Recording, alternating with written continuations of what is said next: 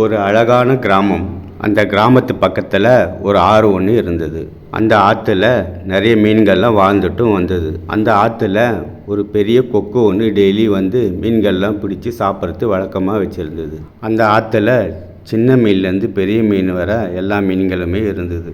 அப்படித்தான் அன்றைக்கி ஒரு நாள் ஒரு பெரிய கொக்கு ஒன்று அந்த ஆற்றுக்கு வந்தது. அந்த கொக்கு ரொம்ப பசியாக இருந்தது.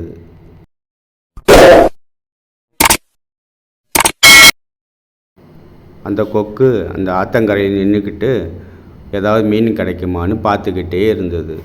ஆனால் அந்த ஆற்றுல எந்த மீனுமே வரவே இல்லை. அந்த கொக்குக்கு ரொம்ப பசியாக இருந்தது.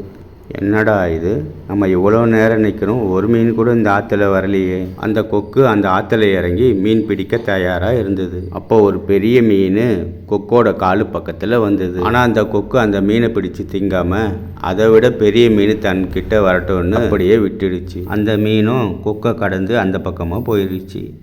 அடுத்த மீனுக்காக கொக்கு காத்துக்கிட்டே இருந்தது.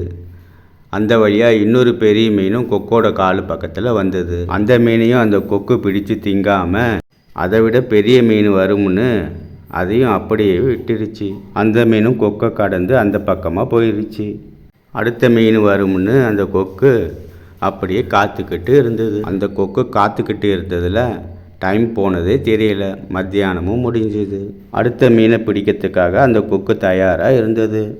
அந்த நேரத்தில் இன்னொரு பெரிய மீன் அந்த கொக்கு காலு பக்கத்தில் வந்தது.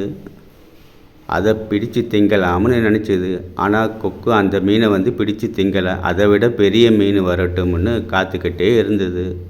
அந்த மீனும் அந்த கொக்கை கடந்து போயிடுச்சு. இப்படி அந்த கொக்கு காத்துக்கிட்டு இருந்ததில் சூரியனும் மறைஞ்சது. சாயந்தரமும் வந்தது. எல்லா மீனும் ஆற்றுக்கு அடிப்பகுதிக்கு போயிடுச்சு. அந்த கொக்குக்கு பசி தாங்கவே முடியல. அப்போ ஒரு சின்ன நத்தை ஒன்று வந்தது. அதை பிடிச்சு சாப்பிட்டுட்டு திருப்தியும் பட்டுக்குச்சு. அப்புறம் அந்த கொக்கு அங்கேருந்து பறந்து போயிடுச்சு. இந்த கதையோட கருத்து என்னன்னா, நல்ல வாய்ப்புகள் வரும்போது அதை பயன்படுத்திக்கணும். இல்லைன்னா சுமாரான முடிவுகளை நல்ல வாய்ப்புன்னு சொல்லி பெருமைப்பட்டுக்க வேண்டியது தான்.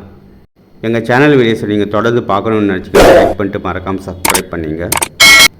தேங்க்ஸ் ஃபார் வாட்சிங்.